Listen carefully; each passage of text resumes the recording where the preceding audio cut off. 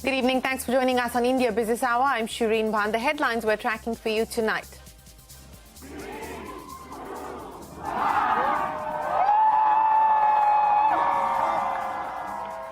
Apple CEO Tim Cook opens the doors to India's first retail store in Mumbai's Bandra Kurla complex as hundreds wait to get their first experience. A second store scheduled to be inaugurated in the capital a day after as the company kicks off an expansion plan in the country. Markets end with minor cuts for the second day in a row as volatility persists, but the mid-caps outperform the blue chips, ending closer to 1% higher. IT stocks rise the most. Big global earnings. Goldman Sachs misses revenue expectations after a $470 million hit tied to the sale of its consumer loans. Johnson & Johnson beats the street, lifts its full-year forecast, cites strong growth across all business units led by its pharmaceutical arm. The Supreme Court hears pleas seeking the legal sanctity to same-sex marriages. The centre argues the legislative intent has always been to only recognise marriage between a man and a woman. The court pushes for equality, observes that society is evolving. World Trade Organization rules against India in an ongoing dispute with the EU, Japan and Taiwan, says India violated tariff rules on the import of IT products. Government sources say that the ruling will have no immediate impact on imports from other nations and that India will challenge the ruling. 4 years after being grounded, Jet Airways' return to the skies remains uncertain. The Jalan Kolrak Consortium has less than a month to pay creditors and take over the ownership of the airline. Jet's air operator certificate is all set to expire on the 19th of May. Low-cost carrier Go First market share falls to a 20-month low in March at 6.9%. The airline denies reports of the Wadia Group planning to exit. Sources say promoters are set to infuse 300 crores into the airline and raise additional 300 crores from banks by the end of the month. Milk prices rise 15% in 15 months. Industry players cite high demand for high-fat products. Higher input costs add that prices will stabilize post-Diwali. Cadbury initiates legal action against a social media influencer for posting a video that called out Bournvita for high sugar content. The company says the video distorted facts. Ads, ingredients used have been approved by regulators. Maharashtra opposition leader Ajit Pawar denies plans to move to the BJP, says he is and will stay with the NCP, accuses the media of spreading rumours without reason. Pawar says his meeting with party MLAs which sparked rumours of a defection were routine. The Kremlin reports about Putin's visit to Russian-occupied areas of Kherson and Luhansk in Ukraine, his second such trip in less than 2 months. Kremlin claims Putin attended a military command meeting in the Kherson region.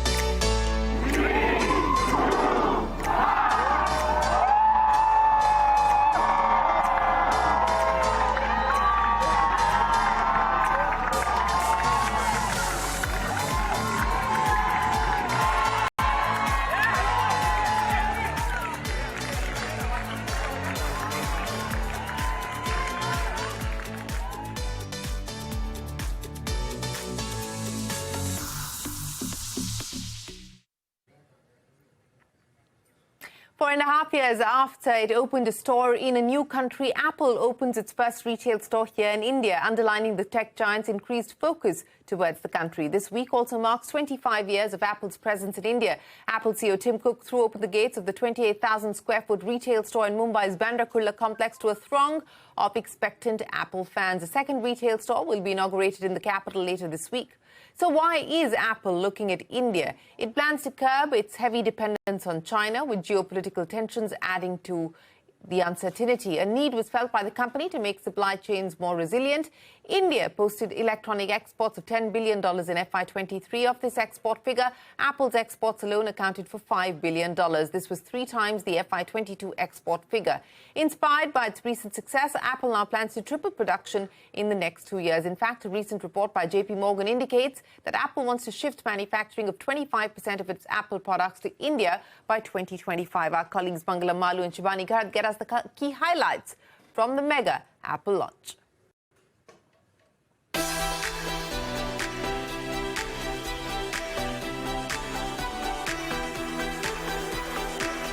Well, it's a cultural moment for India, an Apple store opening out here. Every country remembers the first McDonald's store, the first Starbucks outlet, or the first Domino's Pizza outlet.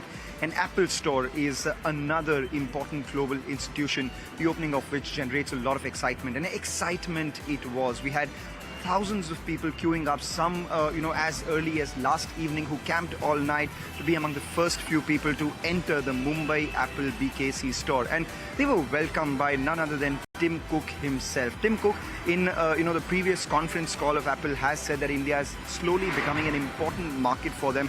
While in their overall scheme of things, India accounts for a little under 2% of revenues. But remember, reports suggest that last year the revenues from India for Apple grew by 50%. So, the growth runway that India offers is massive. And this in addition to the fact that a lot of the phones are now being produced and manufactured in India itself.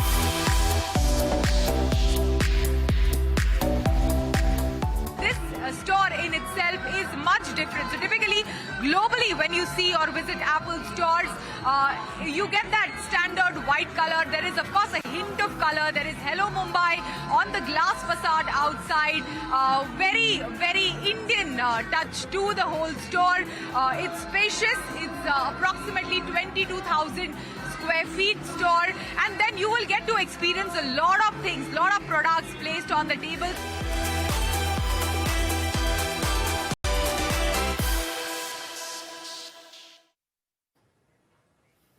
Well, here's the big newsmaker of the day. Apple CEO Tim Cook spoke with Network 18's Debashish Sarkar on how the Apple Watch has emerged as a key tracker for health parameters for sports personalities.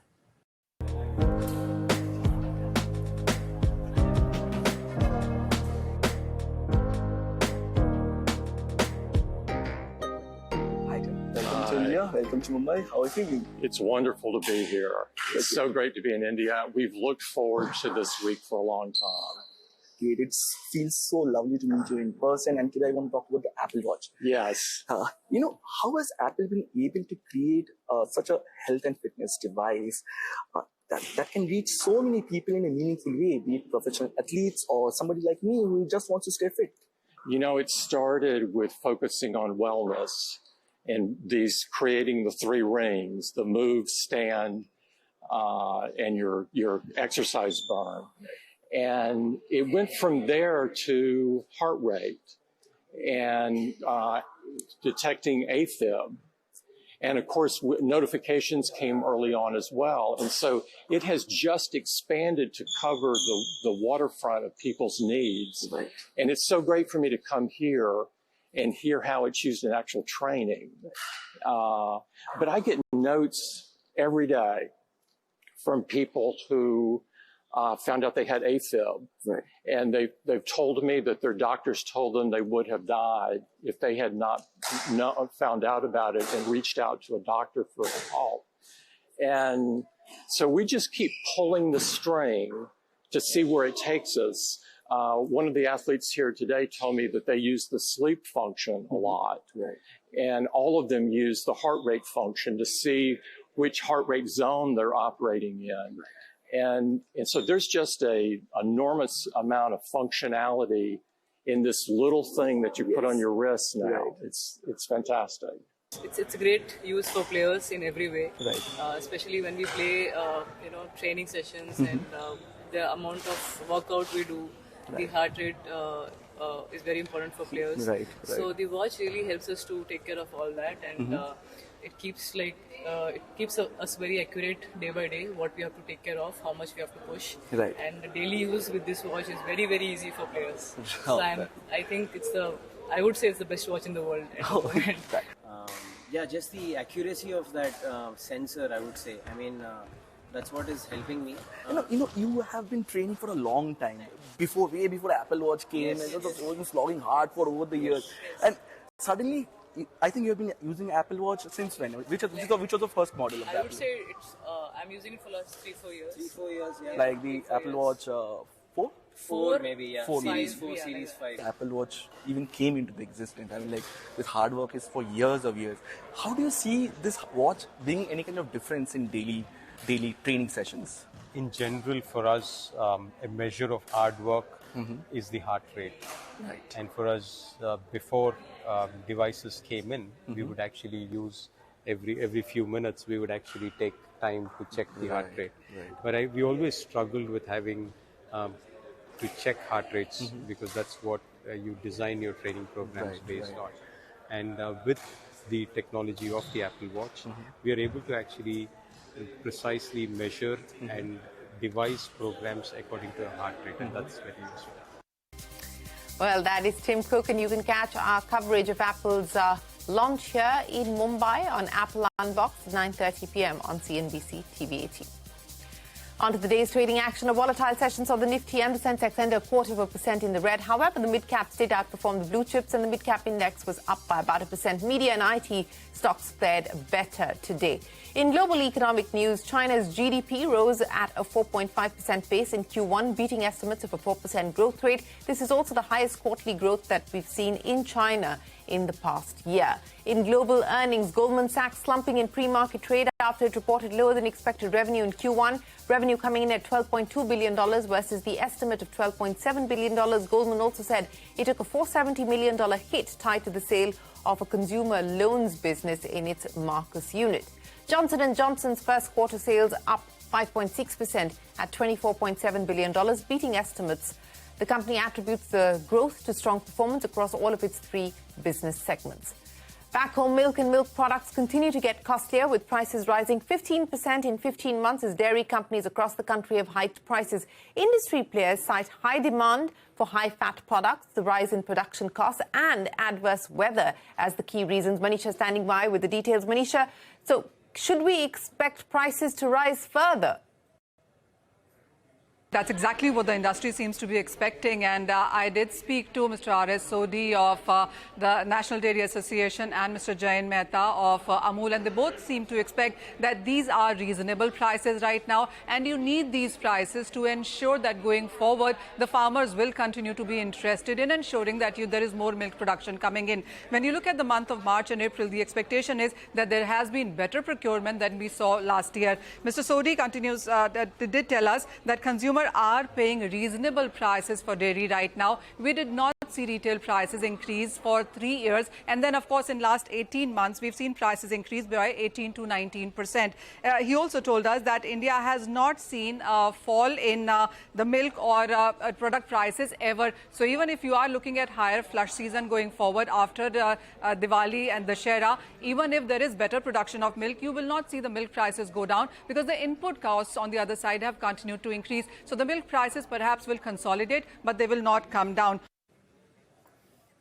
Manisha, many thanks for joining us. Avalon Technologies has made a muted debut on the Lal Street. The stock listed at 436 rupees a share on the NSE, at par with its IPO issue price. Meanwhile, it listed at 431 rupees a share on the BSE. Speaking to CNBC-TV18, Avalon Tech's chairman and managing director said the company will grow faster than industry levels, adding that promoters will continue to hold more than 50% stake in the company. Sterling and Wilson has secured 3 new orders for rural electrification worth over 1,000 crore rupees from state power distribution companies in Chhattisgarh and Bihar. The company said the projects are aimed at developing distribution infrastructure at electric supply circles and have a 30-month timeline. Tata Steel in talks to raise its first green loan worth up to $400 million as per Bloomberg. The lenders could include Bank of America, HSBC Holdings, JP Morgan Chase. No final decision on this fundraise has been taken so far. A CII Anarok report highlights that there could be a dent in the housing market growth in the next 2 quarters due to multiple factors, including inflation, higher interest rates, and several large corporations laying off people. However, there are high chances that by FY25, the market will bounce back. The guidance comes despite a bull run in the housing market in the first 3 months of this calendar year. Housing sales reaching an all-time high with sales of 1.13 lakh units across top 7 cities. The Mumbai metropolitan region and Pune accounted for over 48% of these sales.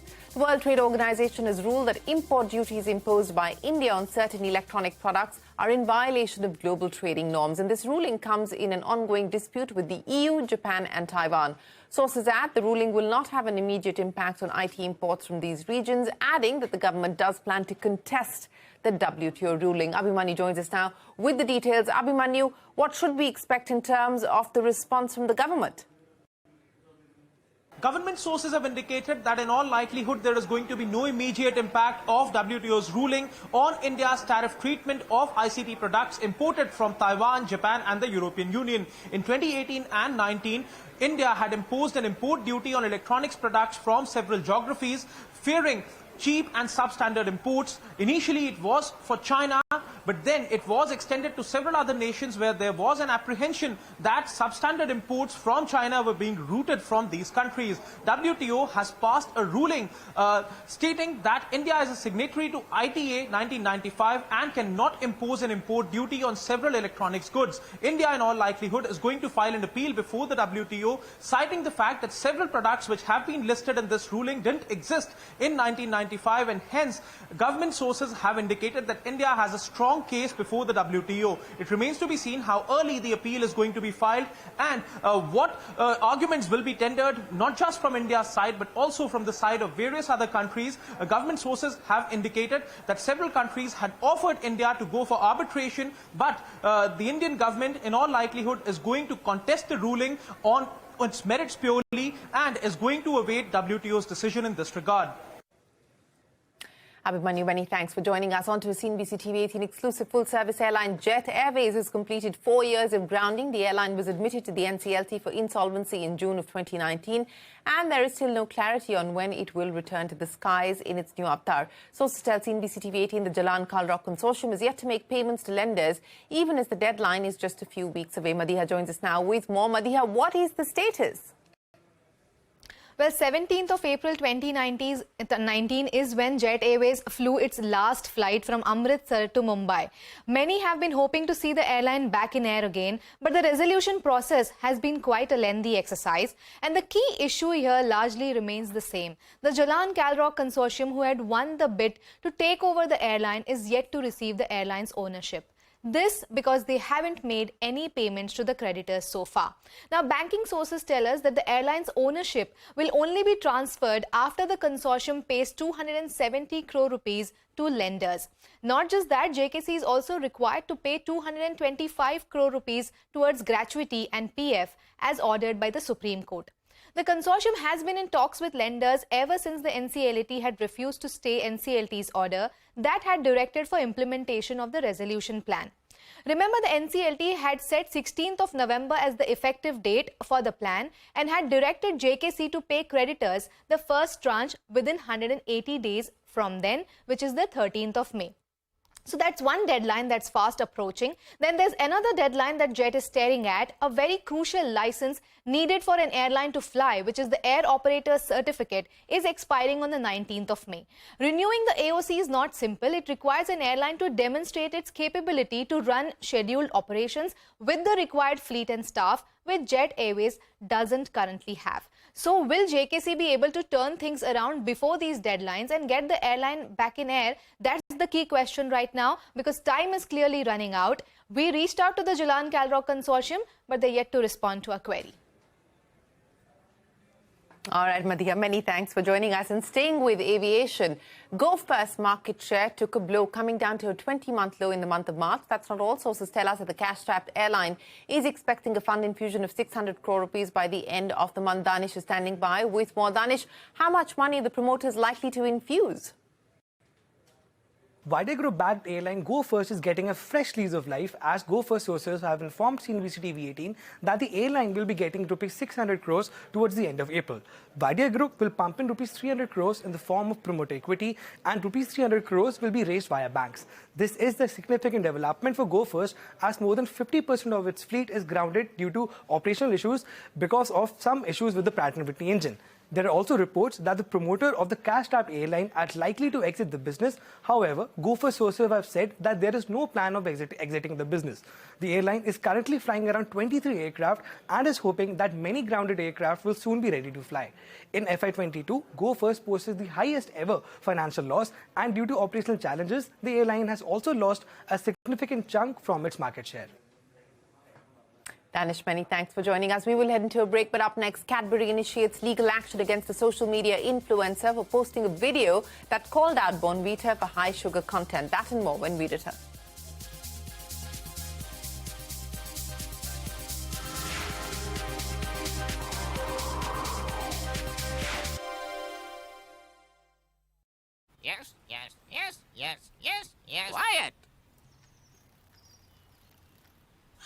It's okay for us to nod for everything. Because we are parrots. But your wealth manager? Shouldn't be doing that. You know? No? Oh.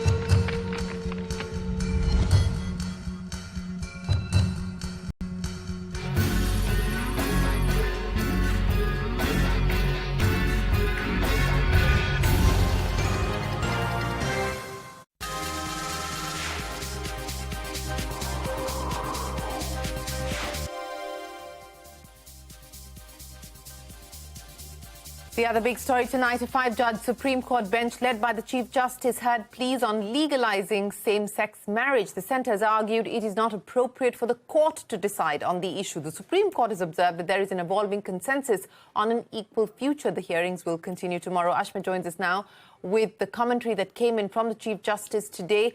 Ashmit, many thanks for joining us. The Solicitor General making it clear that the court had no reason or role to play in this matter, that it was for Parliament to decide on whether legislation is required to give the go-ahead for same-sex marriage, but the Supreme Court choosing to continue with the hearing.